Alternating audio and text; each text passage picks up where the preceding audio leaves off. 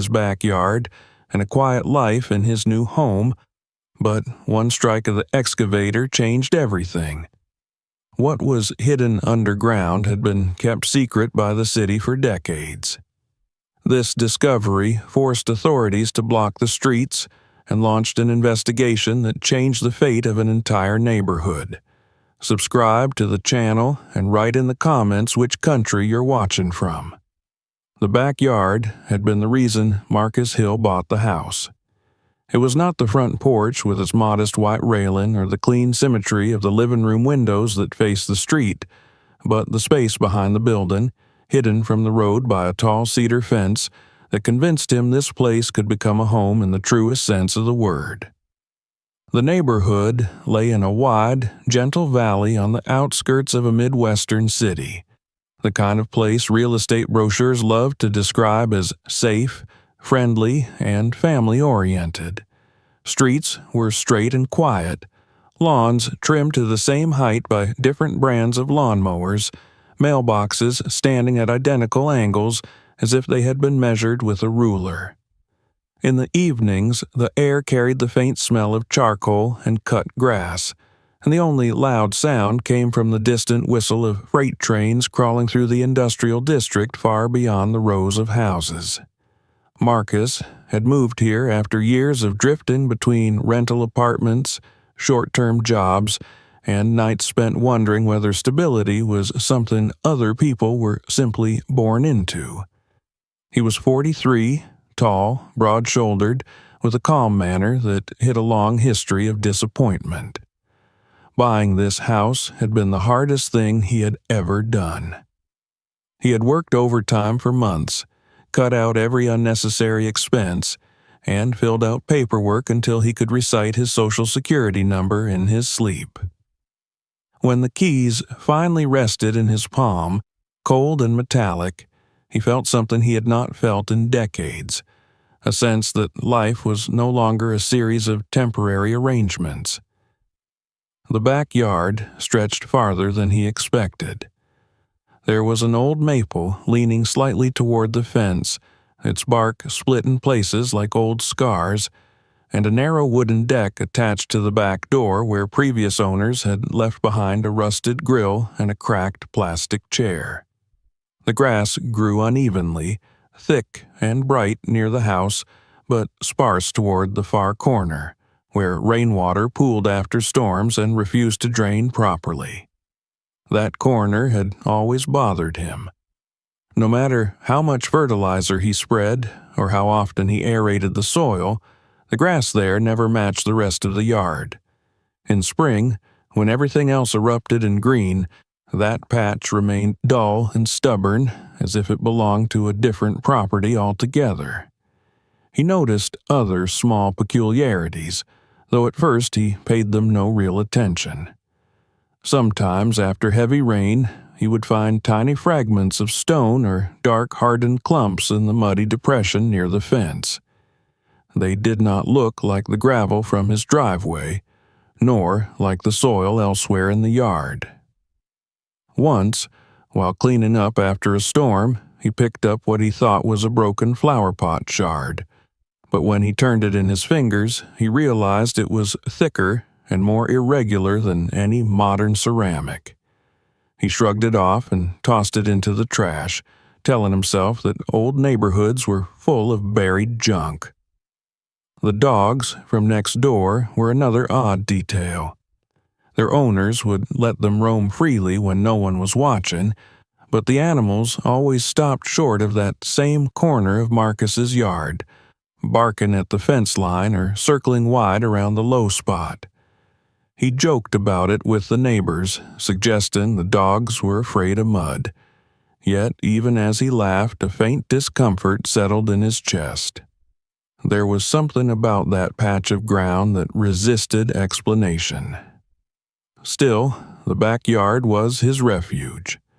After work, he would stand on the deck with a glass of iced tea, watching the sun slide behind the roofs of neighboring houses, imagining what the space could become.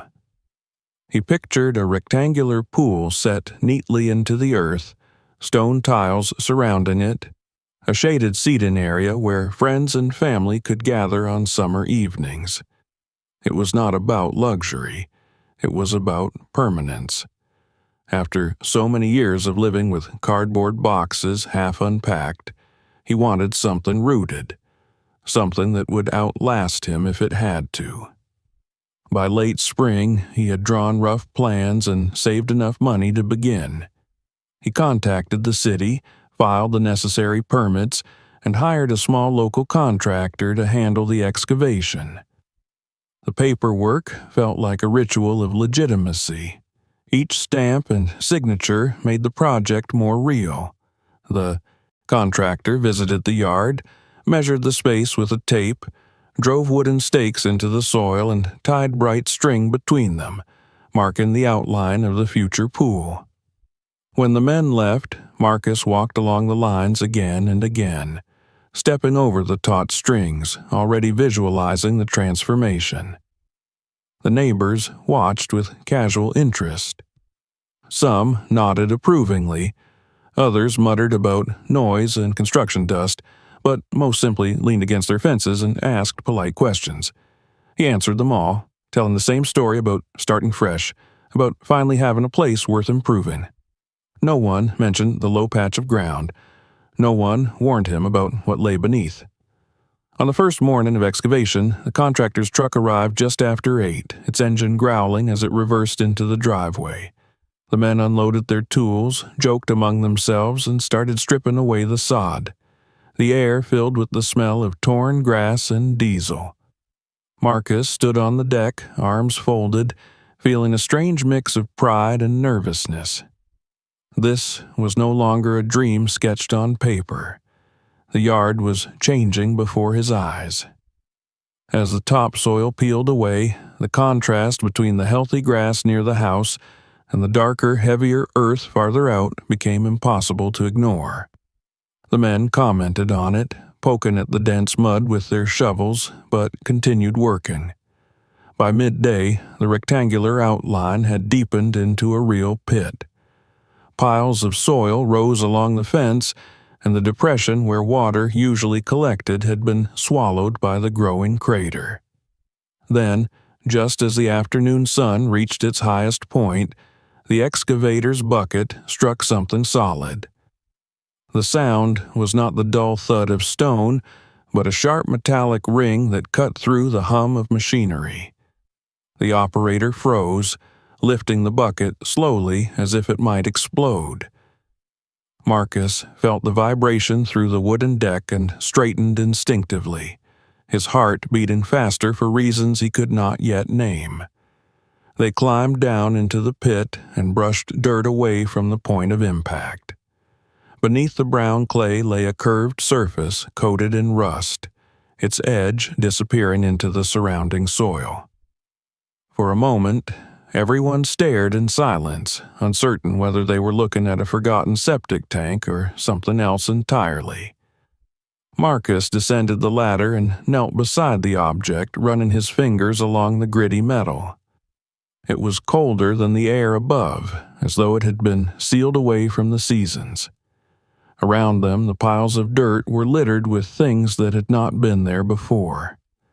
More of the ceramic shards, darkened and thick, and small bits of iron that did not resemble modern hardware.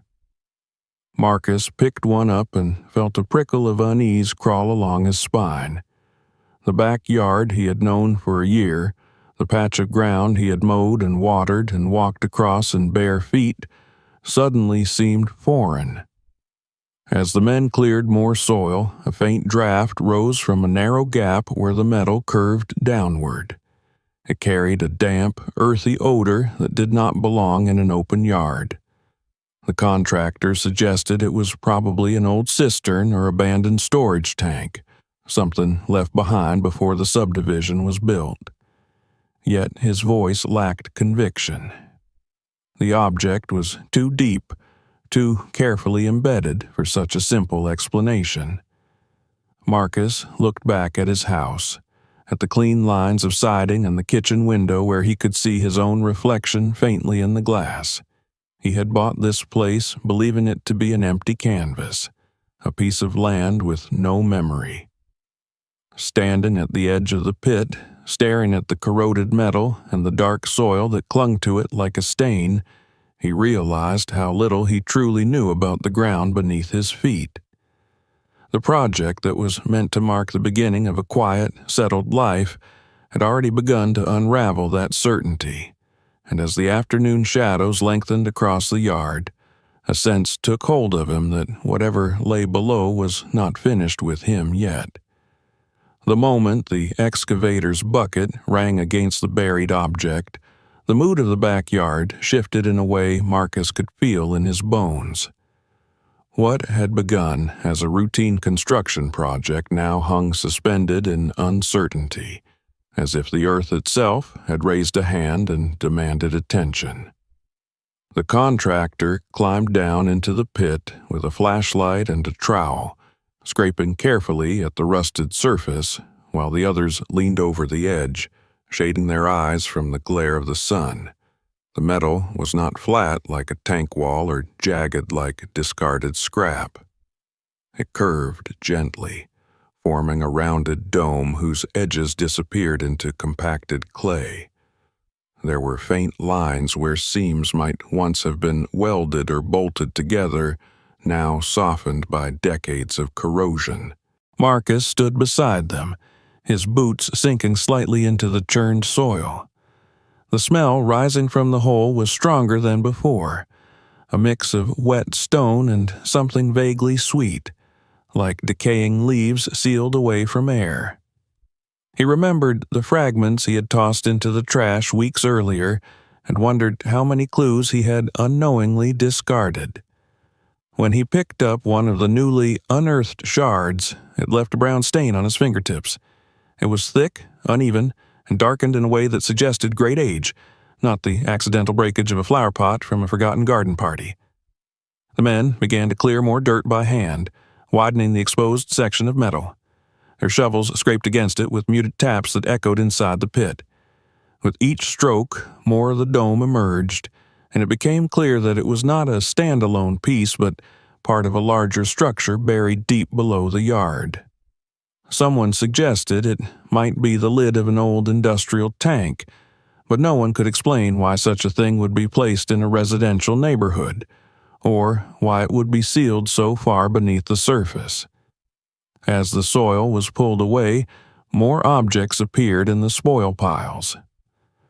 Rusted nails that were thicker than any modern framing hardware, bent into strange shapes.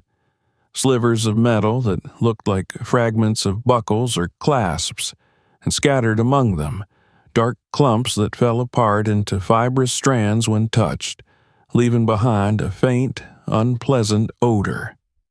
One of the workers recoiled, muttering that it smelled like a flooded basement from 100 years ago. Marcus felt his stomach tighten. This was not debris left behind by careless builders. It was a layer of history, disturbed for the first time in generations. The contractor finally ordered the machinery shut down. The excavator fell silent, and the sudden absence of noise made the backyard feel cavernous and exposed. Without the rumble of engines, Marcus could hear the distant traffic on the main road, the buzz of cicadas in the trees, the hum of air conditioners from neighboring houses. All of it seemed too normal for the scene unfolding in the pit. They decided to probe the metal by hand, using a pry bar to test its resistance. When the bar slipped into a narrow gap at the edge of the dome, it did not stop. It slid downward into empty space, and a whisper of cool air drifted up from below. The men exchanged looks that were no longer curious, but uneasy. One of them leaned closer and shone his flashlight into the gap, but the beam vanished almost immediately, swallowed by darkness. The idea that there was hollow space beneath his yard unsettled Marcus more than he could have anticipated. He imagined the neat rectangle of his house perched over a void, supported by soil that might never have been as solid as he believed.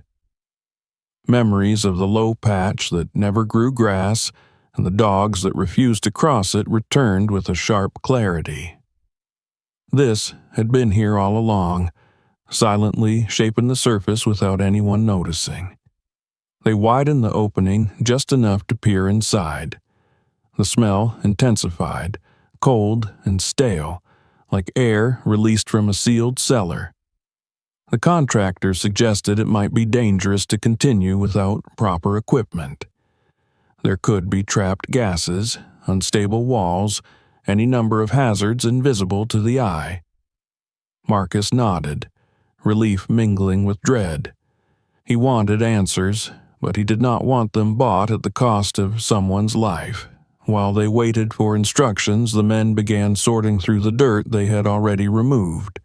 They laid the fragments out on a piece of plywood, arranging them instinctively as if trying to assemble a broken puzzle. Marcus watched them handle the pottery shards with growing care, as though they had crossed an invisible line from construction into something else entirely.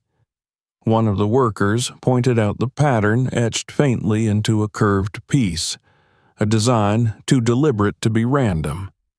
Another held up a rusted nail and remarked that it had been forged by hand, not stamped by a machine. The contractor finally made the call to halt all work. He explained that the discovery had legal and safety implications, and that specialists would need to be brought in before anything more could be done. Marcus agreed without hesitation. His initial excitement about the pool had been replaced by a heavy awareness that the ground beneath his home was no longer simply his to reshape. As the men packed up their tools, neighbors began to gather at the fence, drawn by the silence where noise had been all day.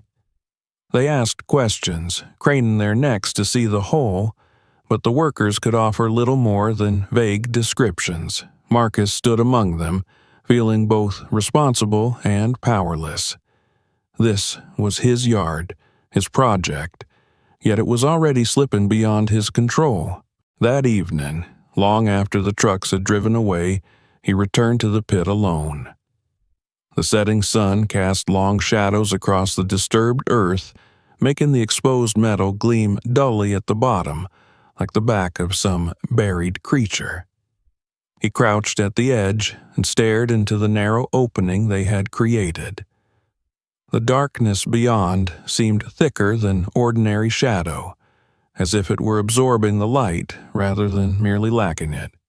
He wondered how long the structure had been there, how many families had lived above it unaware, how many summers children had played on that patch of ground without ever knowing what lay beneath their feet. The backyard he had thought of as a blank space waiting for his dreams was revealing itself as something layered and complex, shaped by decisions and events far removed from his own life. By the time he went back inside, the air had cooled and the neighborhood had settled into its evening routine. Yet Marcus could not shake the feeling that something fundamental had shifted. The metallic strike of the excavator had not just interrupted a construction project, it had pierced the surface of the present and opened a narrow window into a buried past, one that was already beginning to exert its pull on everything above it. Marcus barely slept that night. The quiet that had always soothed him now felt hollow, as though the house were balanced on something fragile and unseen.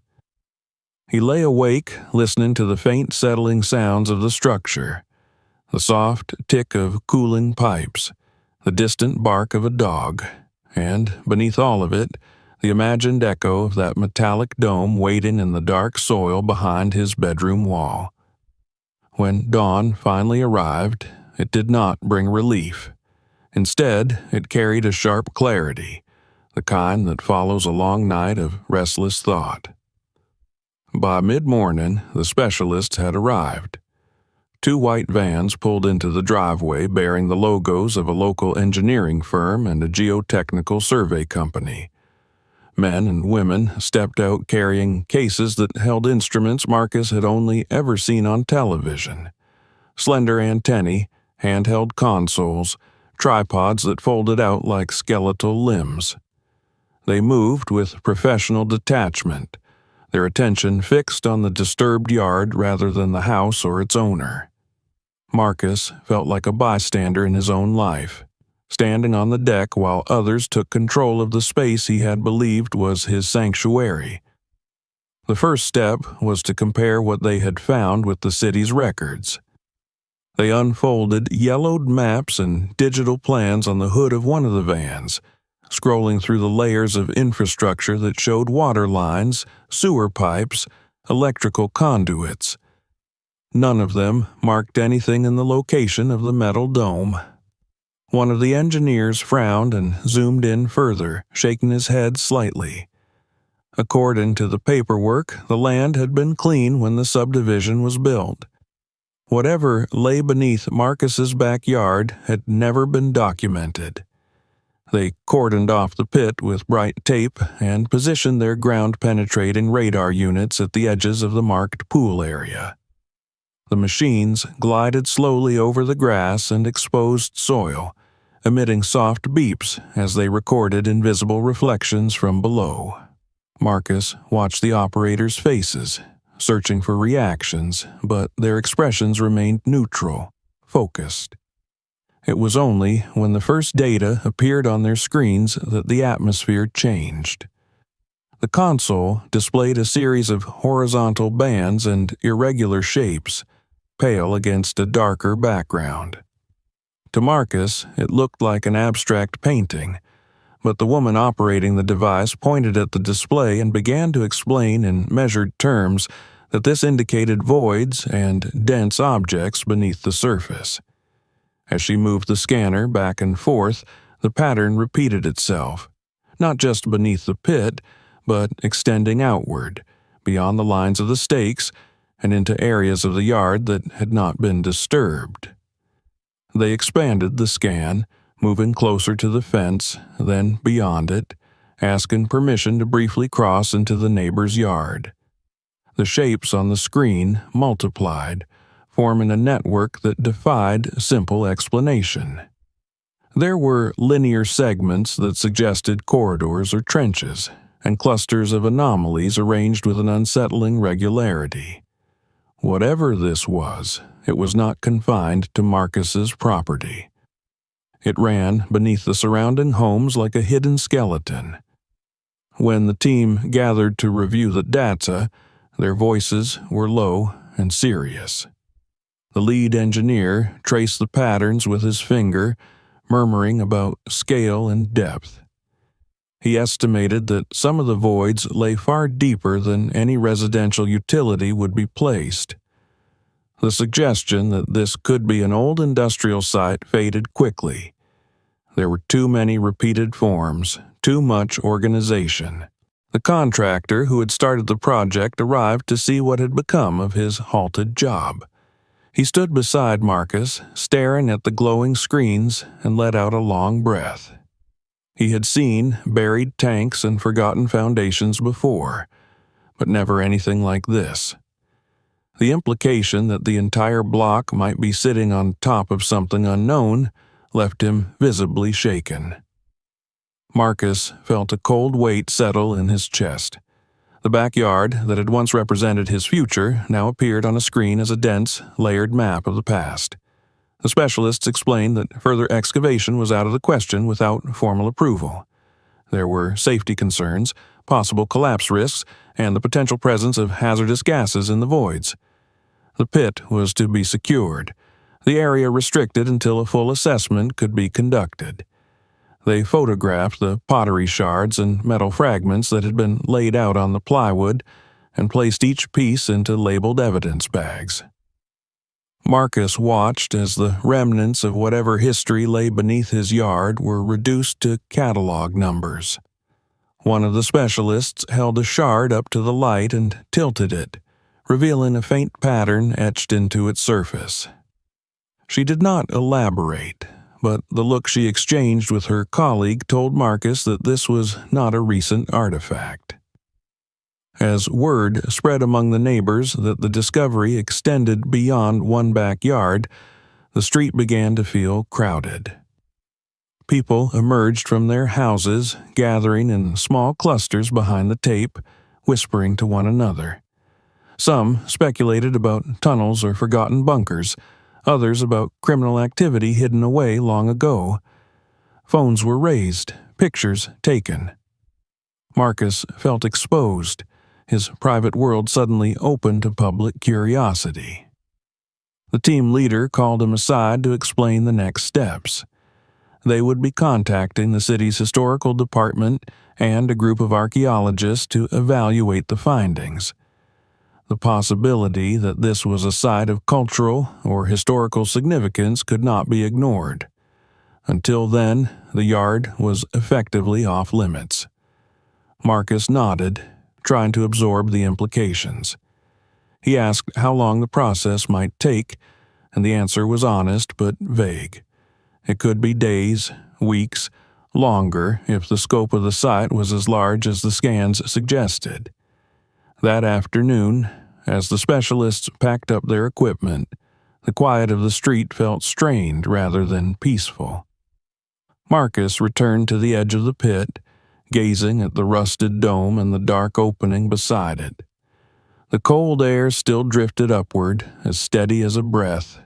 He wondered how many more such openings lay hidden beneath neighboring lawns, under children's swing sets and vegetable gardens, under patios where people laughed and drank, and never imagined the ground might be hollow. By evening, the city had erected a temporary fence around his yard, replacing the bright tape with metal panels that clanked as they were bolted together. The barrier felt like a boundary, not just of space, but of authority. Marcus could no longer step freely into the place that had defined his vision of home. He stood on the deck and watched the sun sink behind the rooftops, feeling as though the earth itself had shifted beneath him, carrying with it the certainty he had worked so hard to build. The metal fencing that appeared around Marcus Hill's backyard the following morning changed the street more effectively than any headline ever could. The familiar view of trimmed hedges and matching mailboxes was now broken by rigid gray panels that reflected the sunlight like a warning. Police cruisers idled at the corner, their engines humming quietly, and city vehicles lined the curb as though a film crew had descended without permission. Neighbors stood in their driveways holding coffee mugs that had gone cold, staring at the scene with expressions that hovered between curiosity and unease. Marcus had been awake since dawn, pacing between the living room and the kitchen window. Every time he glanced outside, he half expected the fence to have vanished, for the pit in his backyard to have been smoothed over as if it were all a dream. Instead, the reality pressed in harder with each passing minute. A uniformed officer knocked on his door to inform him that the city was treating the site as a potential hazard area, and that access would be restricted until further notice. The words were delivered politely, but they carried the weight of authority that Marcus had never encountered so directly in his own home. Soon afterward, a group of officials arrived, including representatives from the historical department and emergency services. They set up a folding table near the curb and began consulting maps and digital tablets. The lead archaeologist, a gray-haired man with a calm but intent demeanor, was shown the fragments that had been recovered. He examined them with gloved hands, turning each piece slowly, his eyes narrowing as he traced patterns barely visible beneath the grime. Marcus watched him closely, trying to read his face, but whatever recognition dawned there was carefully contained. Within hours, a notice was distributed to the immediate neighbors explaining that the area might require temporary evacuation due to safety concerns.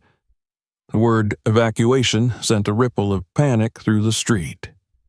People began packing small bags, ushering children inside, making hurried phone calls to relatives. Some were angry, others frightened, and many were both. The sense of shared routine that had defined the neighborhood dissolved into a flurry of personal crises. Marcus found himself in the strange position of being both the cause of the disruption and as powerless as anyone else affected by it. He was advised to prepare for the possibility that he might not be allowed to remain in his home while further assessments were conducted. The thought of leaving, of handing his keys back to the city even temporarily, struck him harder than he expected. He had fought so long to own a place of his own, and now that place was slipping through his fingers for reasons that had nothing to do with his actions. As the day wore on, reporters arrived. Cameras appeared behind the police tape, and microphones were thrust toward any neighbor willing to speak. Marcus avoided them, retreating into his house whenever a stranger glanced his way. He could hear snippets of conversation through the open windows, speculation about underground tunnels, hidden bunkers, even criminal activity.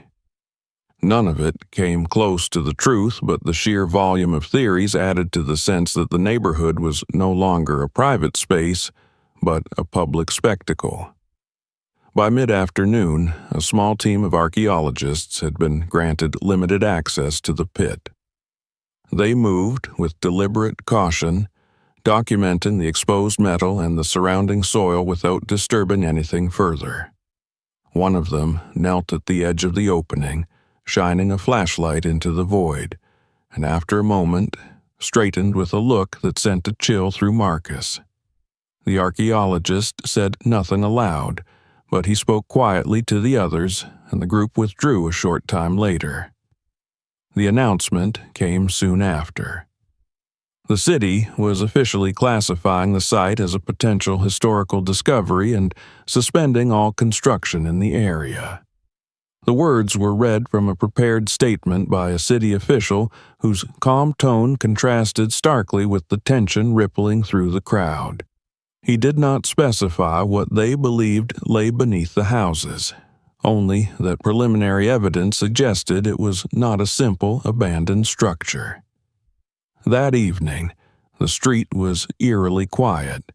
Many families had left to stay with relatives or in hotels arranged by the city.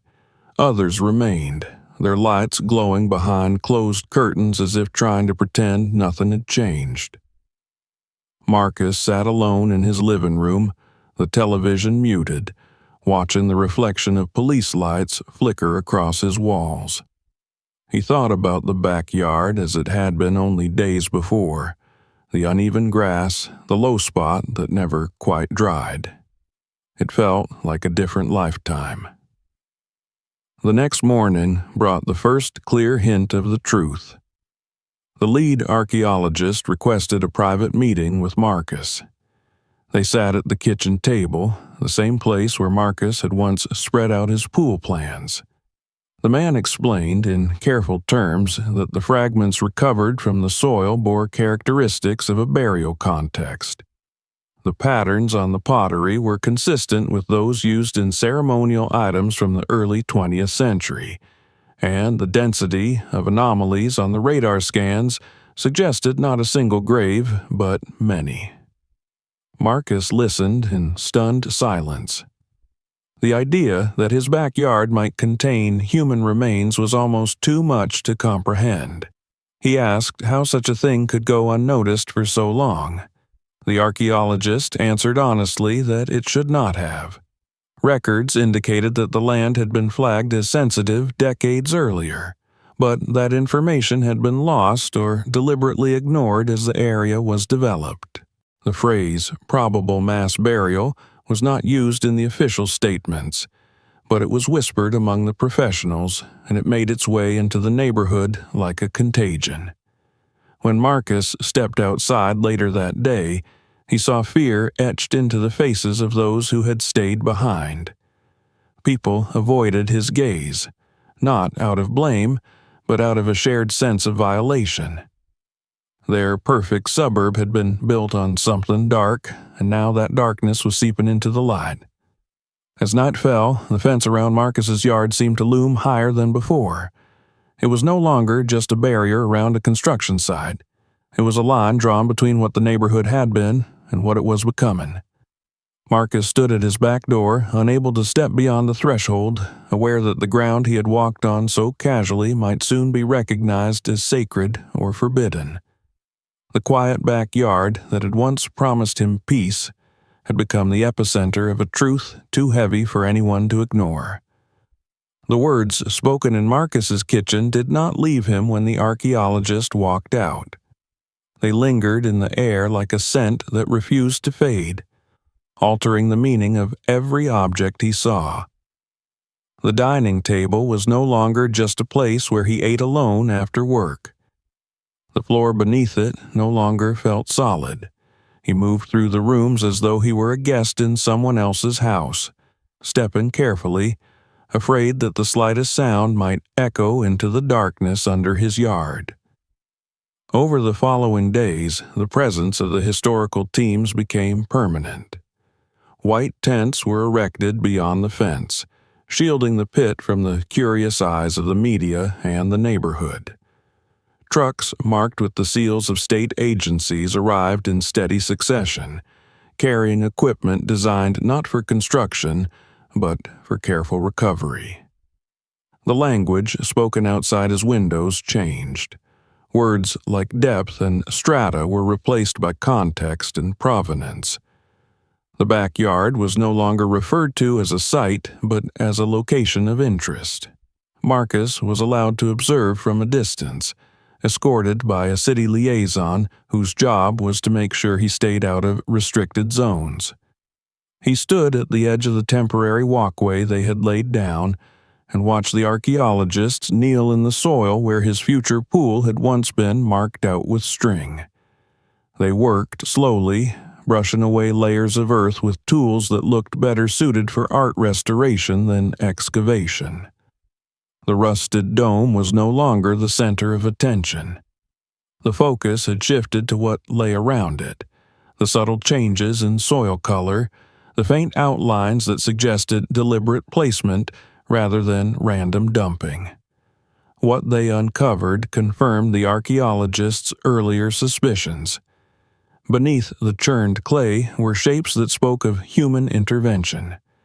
The soil was darker in narrow ovals, arranged not haphazardly, but with a quiet order that was impossible to mistake once it had been pointed out. Each one told the same silent story. Something had been placed here with care, covered, and then hidden beneath years of accumulated earth. The pottery fragments began to make sense in this new context. They were no longer curiosities, but parts of something larger, objects meant to accompany the dead. One of the researchers explained to Marcus that the designs etched into the clay were not decorative in the way modern ceramics were. They were symbolic, marking identity and belief, hinting at rituals that had been practiced long before the houses on his street were even imagined. The discovery drew people from beyond the neighborhood. Historians arrived from universities in other states, as did representatives from cultural organizations who had spent years searching for answers about missing communities. They pored over the fragments, photographed the soil layers, and cross-referenced the emerging picture with faded maps and forgotten documents. Marcus listened as they spoke about the early 20th century, about a period when entire groups of people had lived on the margins of society, their deaths unrecorded, their burials hidden away to avoid attention. In the evenings, when the street was quiet and the teams had packed up for the day, Marcus would sit alone on his couch, scrolling through scanned copies of old city records that had been made public in the wake of the discovery. He found references to land parcels that had never been developed, to zoning exceptions granted without explanation, to properties sold at suspiciously low prices. It was as though a shadow history of the city was emerging, one that had been present all along, but never allowed into the light. One document in particular haunted him. It was a brief memo dated decades before he was born, written by a municipal clerk whose name no longer appeared in any current records. The memo mentioned concerns about disturbances on a piece of land that matched the coordinates of his neighborhood. It advised caution, suggested that further investigation was necessary. The recommendation had been filed away, never acted upon, buried as effectively as the graves beneath his yard. The weight of that knowledge pressed down on Marcus with a force he had never felt before. He had come here to start over, to build something lasting for himself, but instead he had become the accidental custodian of a tragedy that had been silenced for generations. The thought that families had been erased, their loved ones hidden beneath layers of bureaucracy and neglect, filled him with a mix of anger and sorrow he struggled to articulate. As news of the findings spread, members of the wider community began to arrive at the perimeter fence. Some carried flowers, others photographs of ancestors whose disappearances had never been explained. They stood quietly, often in small groups, speaking in low voices or not at all. Marcus watched them from his porch, feeling both connected to and separated from their grief. This was his backyard, yet the story it was telling belonged to far more people than just him. The official language surrounding the site became more careful as the evidence mounted. City statements spoke of a historical burial complex, of a place that would require sensitive handling. But in the private conversations Marcus overheard, the truth was clearer. This was not a forgotten cemetery marked by time and neglect. It was a clandestine site, a place chosen precisely because it was hidden, because it lay outside the view of those who might have asked uncomfortable questions. The past was no longer an abstract concept. It was visible in the soil, tangible in the artifacts that emerged day by day. Marcus learned to recognize the signs of careful burial, the way the earth settled differently over a body than over empty ground. He learned that the absence of markers was itself a marker, an indication that whoever had arranged these graves had wanted them to vanish from memory. At night, he dreamed of the low patch in his yard as it had been before the excavation. In his dreams, it was not barren but crowded, filled with figures he could not see clearly, their presence announced only by the way the grass refused to grow. He would wake with the uneasy sense that the land had been trying to speak to him all along, that his decision to dig had simply given it a voice. The archaeologists confirmed their conclusions at the end of the week. In a closed meeting with city officials and a handful of community representatives, they stated that the site likely contained a large number of unmarked graves dating back over a century. The arrangement, the artifacts, and the depth of the layers all pointed to a systematic practice rather than isolated incidents. It was, in the measured language of their report, a burial complex associated with marginalized populations whose deaths had never been formally recorded. When Marcus heard this, he felt the last remnants of his old expectations dissolve. The backyard was no longer a place where he could imagine summer evenings by a pool. It had become a doorway into a chapter of history his city had tried to forget. The fence, the tents, the silent figures working in the soil were all manifestations of that shift, visible reminders that the ground beneath ordinary lives could carry extraordinary truths. As the sun set over the neighborhood that evening, the lights inside the tents glowed softly, illuminating the careful work taking place within. Marcus stood at his window and watched until the last researcher left for the night. Only then did he allow himself to turn away, carrying with him the knowledge that his quiet suburban street had been built over a story that refused to remain buried any longer. The backyard had become a forbidden landscape, a place Marcus could see but no longer touch. The quiet hum of activity behind the fence was now as familiar to him as the sound of his own refrigerator, Yet it never lost its power to unsettle him. Each day he woke to the knowledge that the soil beneath his home was being peeled back layer by layer, exposing not just bones and broken objects, but a pattern of decisions that had allowed all of it to be hidden for so long. It was a reporter who first hinted to Marcus that the story was no longer only about forgotten graves. She had tracked him down outside a grocery store, introducing herself with an apologetic smile, before asking whether he was aware that several former landowners had sold their parcels at steep discounts shortly before the subdivision was built. Marcus had not known this.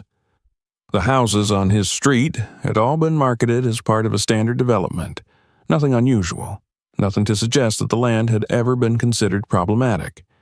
Yet the reporter spoke of deeds that changed hands quickly, of shell companies that appeared briefly in the records and then vanished. Curiosity hardened into determination. Marcus began to request documents from the city, filing formal information requests that returned scanned pages of contracts and memoranda.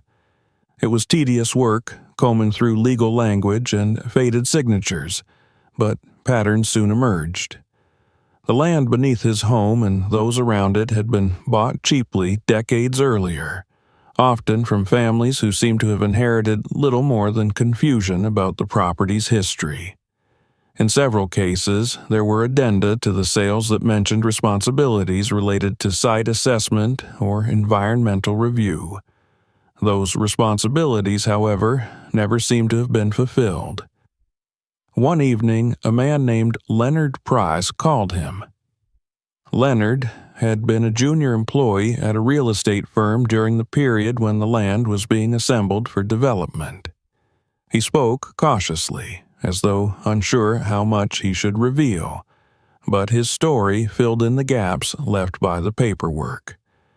There had been concerns back then, Leonard said, whispers about something under the ground that made the land hard to sell. Executives had dismissed them as rumors, yet they had also insisted on unusually strict confidentiality clauses. The goal, Leonard admitted, had been to push the project through before anyone could demand a deeper investigation. Marcus felt a bitter mix of vindication and betrayal as he listened. The graves beneath his yard had not simply been forgotten. They had been inconvenient. And in the calculus of profit and deadlines, inconvenience had been treated as something that could be paved over. The city launched its own inquiry soon after the reporter's article ran. Officials who had once spoken only in generalities now found themselves under scrutiny. Public records requests were mirrored by subpoenas, and the names of former council members and developers began to surface in the evening news. Marcus watched from his living room as footage of men in suits entering courthouse buildings played across the screen, their expressions carefully blank. The pressure did not come solely from outside. Within the neighborhood, tensions mounted. Some residents were angry at Marcus, irrationally blaming him for what was happening.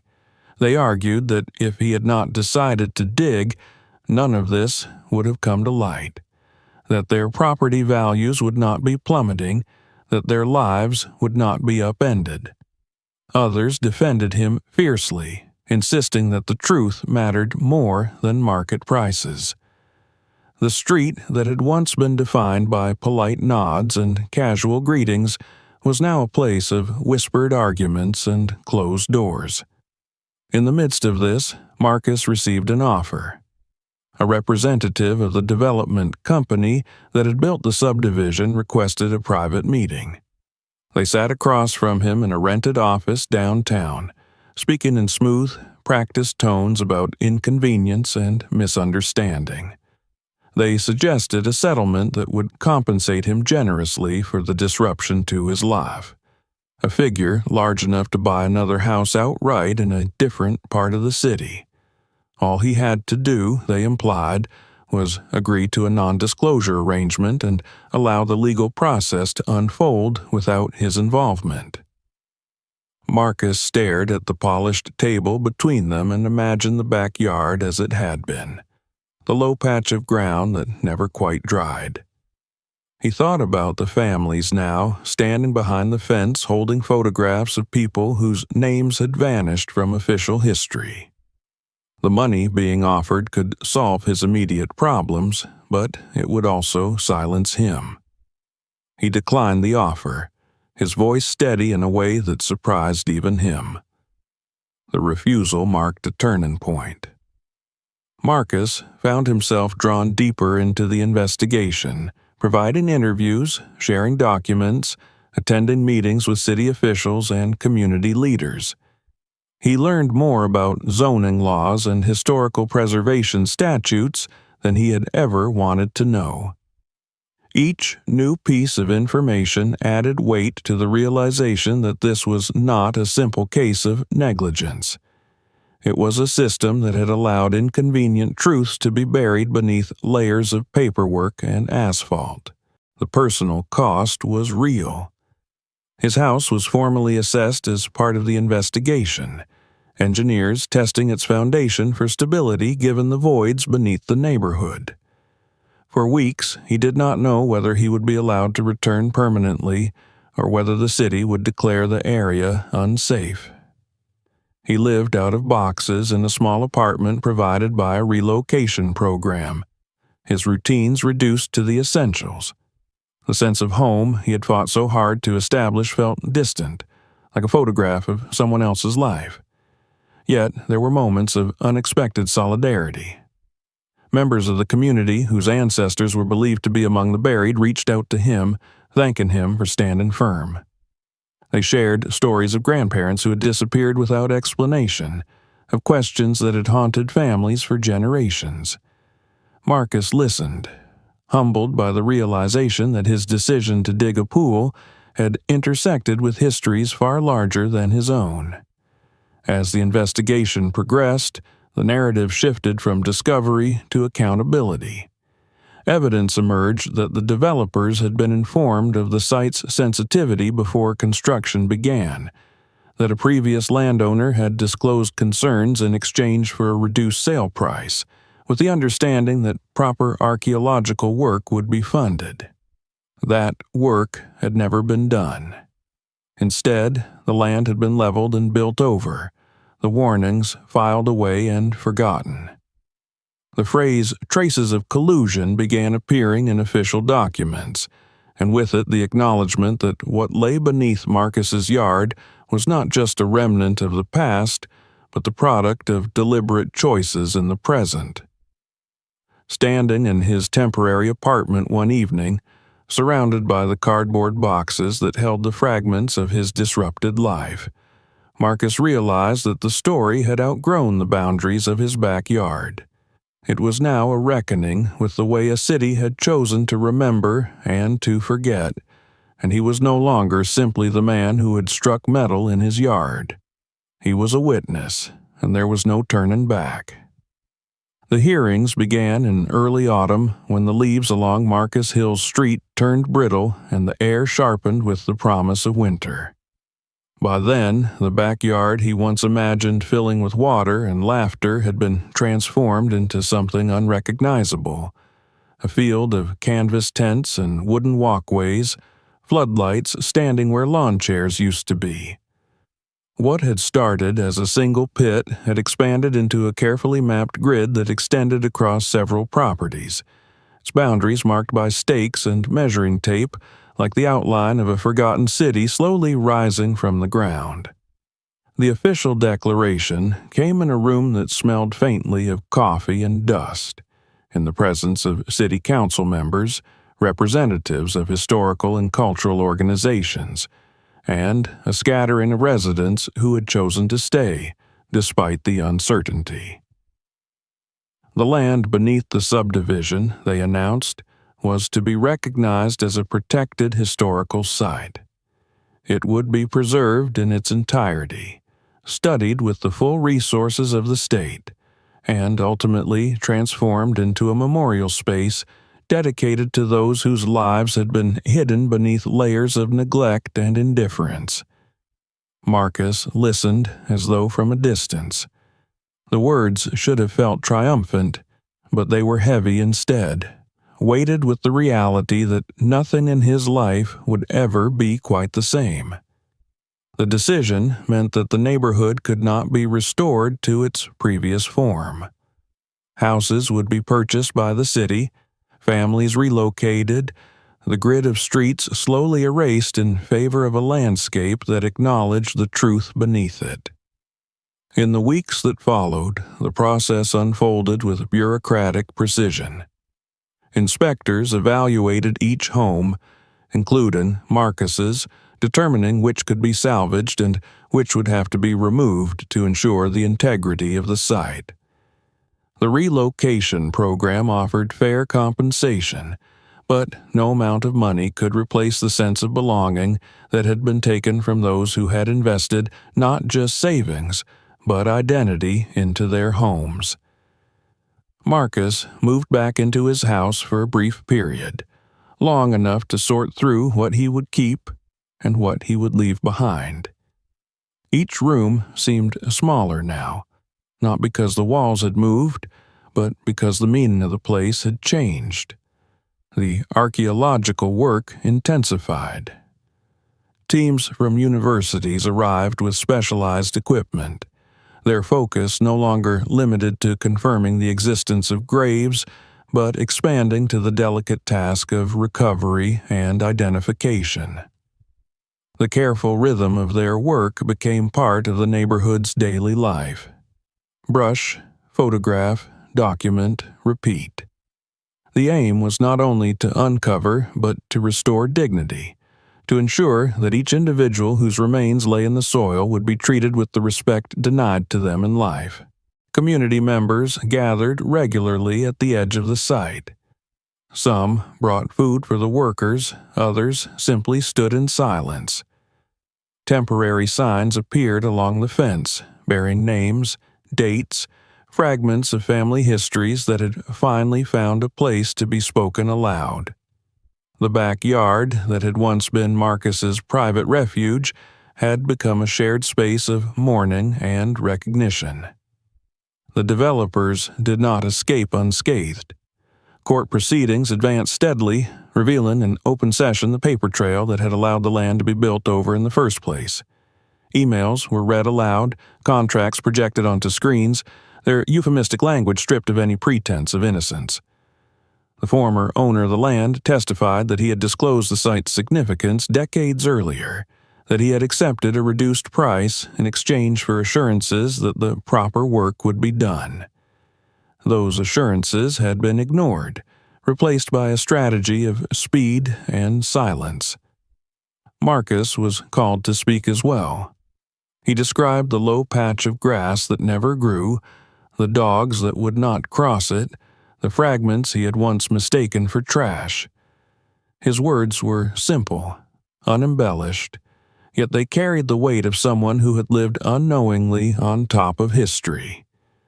When he finished, the room was quiet for a long moment, the kind of silence that comes not from awkwardness, but from shared understanding.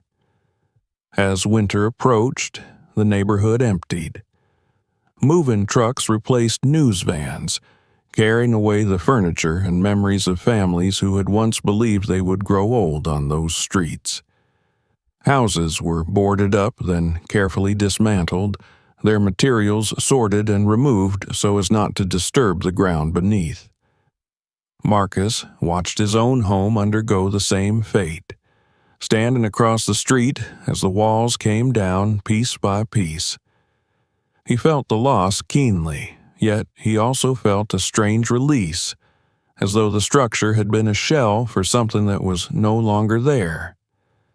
The Memorial Planning Committee invited him to participate, recognizing that his accidental discovery had been the catalyst for everything that followed.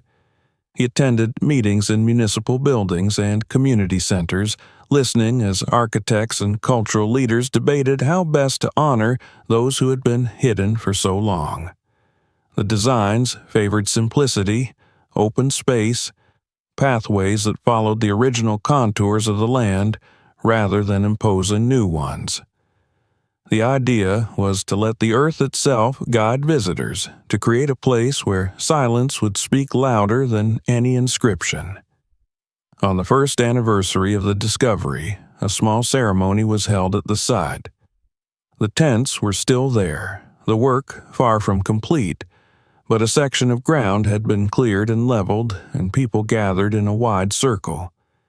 There were no speeches, only the soft murmur of wind through bare trees and the distant hum of traffic from the city that continued to move forward even as it reckoned with its past. Marcus stood at the edge of the circle, hands in his coat pockets, feeling the cold seep up through the soles of his shoes. He thought of the backyard as it had been when he first unlocked the door to the house, of the dreams he had poured into that uneven patch of grass. Those dreams had been buried beneath something far more important, a truth that had waited patiently for someone to listen.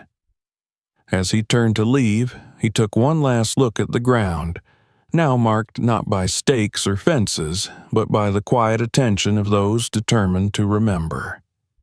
The earth had spoken at last, and in doing so it had changed him.